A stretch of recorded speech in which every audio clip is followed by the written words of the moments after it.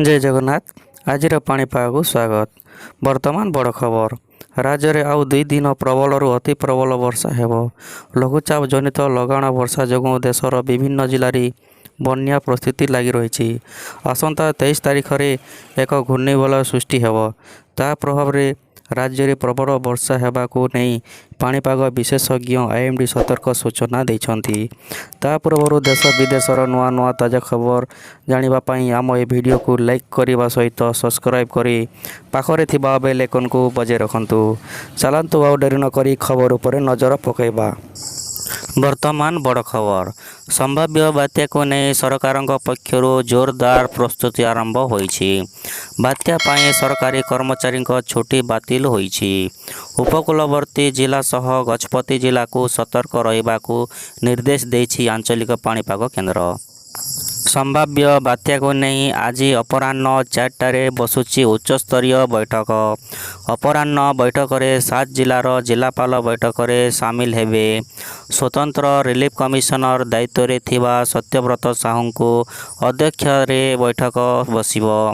पूर्व प्रस्तुति नहीं वरिष्ठ अधिकारी सह आलोचना करिवे।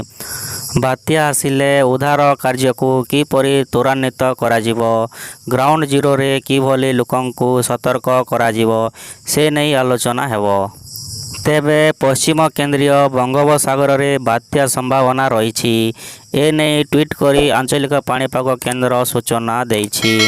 उत्तर अंडमान सागर रे सक्रिय घूर्णिबलय 48 घंटे लघुचाप क्षेत्र हेबा संभावना रही।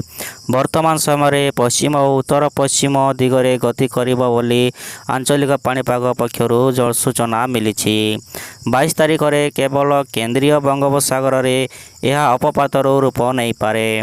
परवर्ती समय आहुरी घनीभूत हेबार आशंका रही। सूचना अनुसार पूर्व केंद्रीय बंगोपसागर अंचल में लघुचाप क्षेत्र सृष्टि हेबार संभावना रही।